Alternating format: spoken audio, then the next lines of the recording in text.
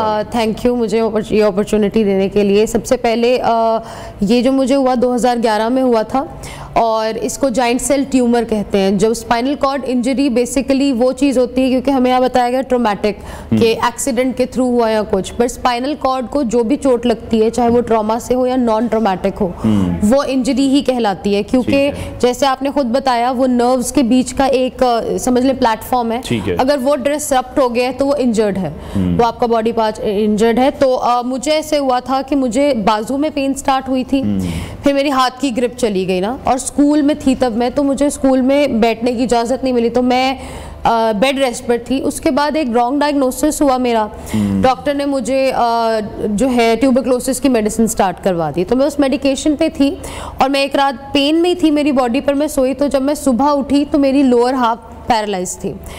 और फिर इमरजेंसी में मेरे सारे टेस्ट वगैरह हुए और फिर एक सर्जन मतलब सर्जरी के लिए लेके गए कि देखना चाहते थे कि अंदर क्या चल रहा है। That was suppose to be a biopsy देखने के लिए। जब उन्होंने खोला तो अंदर एक ट्यूमर है ऑब्वियसली।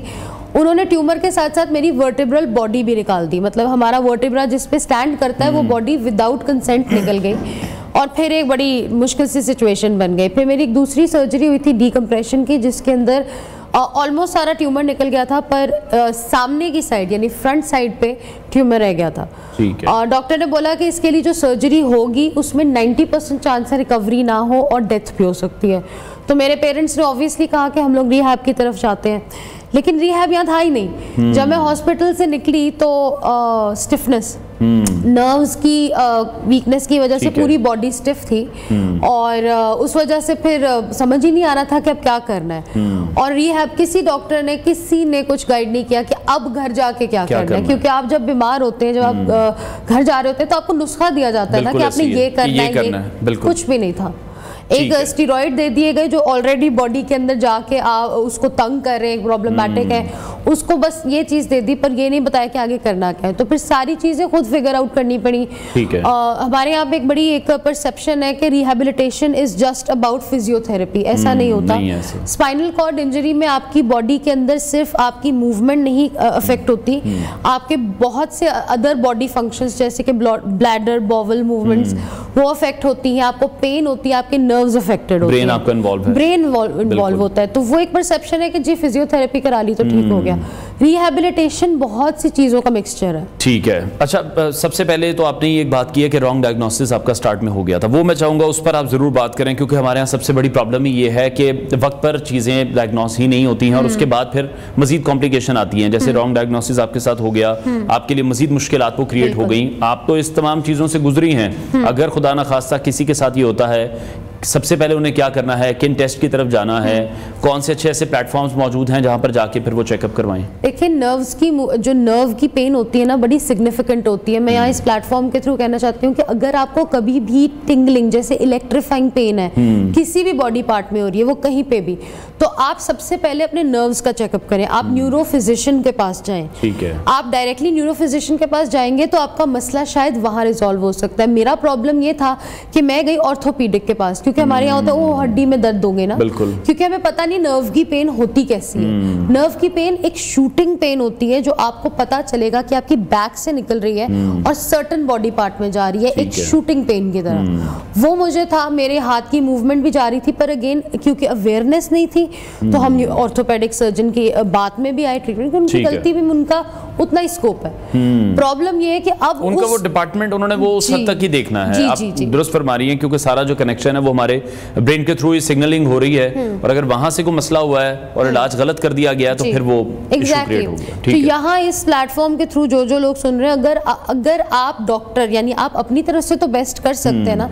दूसरा मुझे लगता है रेगुलेशंस, अगर बाहर के मुल्क में एक रॉन्ग डायग्नोसिस, क्योंकि जो चीज़ मेरे साथ हुई वो एक रॉन्ग डायग्नोसिस डिलेड ट्रीटमेंट की वजह से हुई, बाहर ऐसे रूल्स एंड रेगुलेशंस है कि डॉक्टर्स और जो ये होते हैं इस डिपार्टमेंट के लोग, वो डरते हैं कि हमें डायग्नोसिस करने, वो टाइम ले लेंगे, वो एक्स्ट्रा टेस्ट्स करवा लेंगे, पर वो ऐसा गलती नहीं करेंगे क्योंकि उनको पता उन पे केस हो जाएगा। तो मुझे लगता है यहाँ पे इस मामले में थोड़े रेगुलेशंस भी होने चाहिए कि अगर कोई पेशेंट है उसकी पूरी लाइफ, अब फॉर एग्जाम्पल विद मी, अगर मेरा एक मोरा निकाल दिया उन्होंने बिना मेरे पेरेंट्स से पूछे, मुझसे पूछे, now what do I do? अब मैं लंबे केसों में तो पढ़ूंगी नहीं, ना मैं किसी के सामने जाके कहूँगी कि ये क्या कर दिया, क्यों कर दिया। सो द पॉइंट इज, मैं चाहती हूँ एक तो रेगुलेशंस, दूसरा अवाम में अवेयरनेस, क्योंकि रेगुलेशंस तो डिपेंडेंट है लोगों के ऊपर। ये आप अपना ख्याल इस तरह रख सकते हैं कि डिटेक्ट करें नर्व की पेन क्या है और जितना जल्दी हो सके न्यूरोफिजिशियन को दिखाएं। ठीक हो गया। अच्छा, उसके बाद आप किन चैलेंजेस का आपको सामना करना पड़ा, वो भी मैं चाहूँगा आप शेयर करें। कौन सी मुश्किलात का सामना करना पड़ा? ज़ाहिरी तौर पर हमारे माशरे में भी कुछ ऐसे टैबूज़ हैं जिनकी वजह से बहुत सी चीज़ें लोगों को फेस करनी पड़ती हैं, वो मैं चाहूँगा कि आप ज़रूर शेयर करें। देखिए, सबसे पहले तो जब मैंने जैसे आपको बताया, जब मैं हॉस्पिटल से घर शिफ्ट हुई थी, पहले दिन मेरी बॉडी इतनी स्टिफ थी कि 4 लोग लगे थे मुझे गाड़ी में बिठाने के लिए। वहाँ से जर्नी स्टार्ट हुई, पता चला कि अब तो सब कुछ खुद ही करना, अब तो एक पूरी बॉडी नहीं है। आई वॉज 16 ईयर्स ओल्ड, मैं 16 साल की लड़की हूँ, 10th क्लास की बच्ची थी, मुझे तो समझ ही नहीं आ रहा था। मेरे पेरेंट्स भी क्लूलेस थे। अब बात यह है कि वहाँ से फिजियोथेरेपी अपना खुद ढूंढा, फिजियोथेरेपिस्ट, एक एक्यूपंक्चर होता है, उन्होंने मेरी हेल्प की। तो मतलब खुद अपना ट्रीटमेंट सेट किया मेरे पेरेंट्स ने, मैंने मिलके कि अब करना क्या है ना। इसी सिचुएशन में फिर बंदा डिफरेंट एक्सपेरिमेंट कर रहा होता है, उसको पता ही नहीं होता जाना कहाँ पे है, क्योंकि कोई और तो गाइड कर ही नहीं रहा ना। मैं आपको एक बात बताती हूँ, मैं आपको जैसे बताया जो आपका ब्लैडर और बोवल मूवमेंट्स, जो आपके ब्लैडर बोवल कंट्रोल चीज़ें, ये सब कुछ स्पाइनल कॉर्ड में आता है इंजरी में। तो मैं जब जाती थी सर्जन्स के पास इस सिलसिले में गाइडेंस लेने, तो वो मुझे कहते थे चुप करके बैठ जाए। देयर इज नो वे कि मैं उनको बोल रही हूँ I want to live an independent life, आप मुझे गाइड करें। उन्होंने मुझे डायरेक्टली बोला नहीं।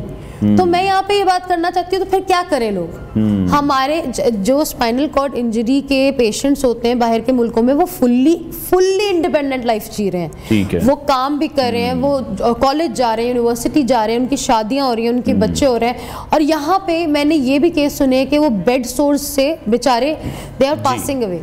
तो द प्रॉब्लम इज यहाँ पे गाइड करने का, क्योंकि इंस्टीट्यूशन भी कोई नहीं है, ऑर्गेनाइजेशन भी कोई नहीं है, कोई ऐसा बहाली मरकज कुछ नहीं बना हुआ। ऐसा आप खुद बताएं, क्या आपने कभी सुना है? नहीं, मैंने भी नहीं सुना, क्योंकि मैं आप इस एक्सपीरियंस से आ रही है, मैं इसलिए चाह रहा हूँ कि आपसे हमें वो ज्यादा अच्छी इंफॉर्मेशन मिलेगी।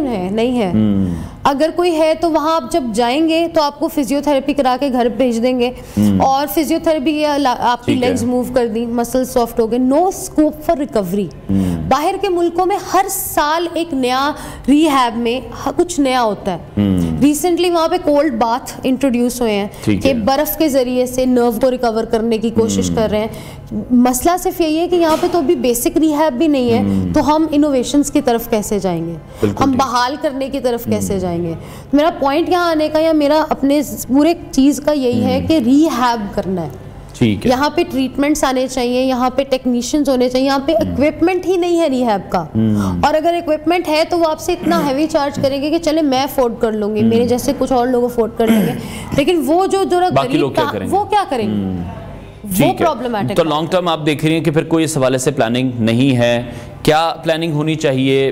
तमाम जो अफराद जो इस मुश्किल में पड़ चुके हैं, जो किसी भी चोट की वजह से हैं, जैसे आपके साथ हुआ है, नर्व कंप्रेशन हम उसको कह लें, या जो भी सिचुएशन वहाँ पर बनी है, आप क्या समझती हैं लॉन्ग प्रोसीजर इसमें क्या होना चाहिए, क्या हिकमत अमली होनी चाहिए हुकूमत की?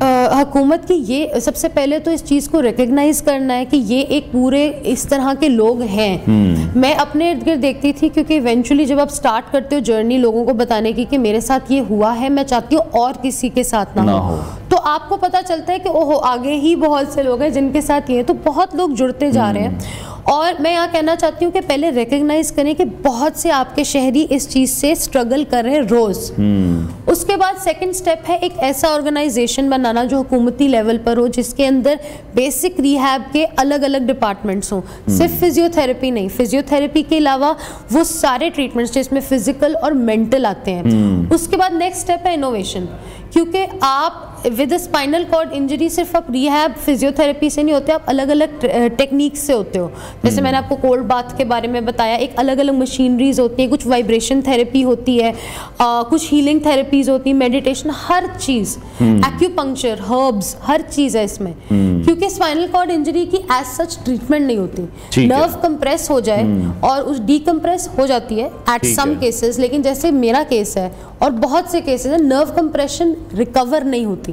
आप उसको बेटर बना सकते हो, आप उसको मैनेज कर सकते हो। तो जो मैनेजमेंट टेक्निक्स हैं उसके लिए यहाँ इनोवेशन हो, बाहर से आप टेक्निक, मतलब हम लोग पढ़ के आते हैं चीजें, तो आप वो यहाँ पर उसको किसी ना किसी तरह से फिर इम्प्लीमेंट भी किया जाए। अच्छा, आप क्या समझती हैं फैमिली सपोर्ट इसमें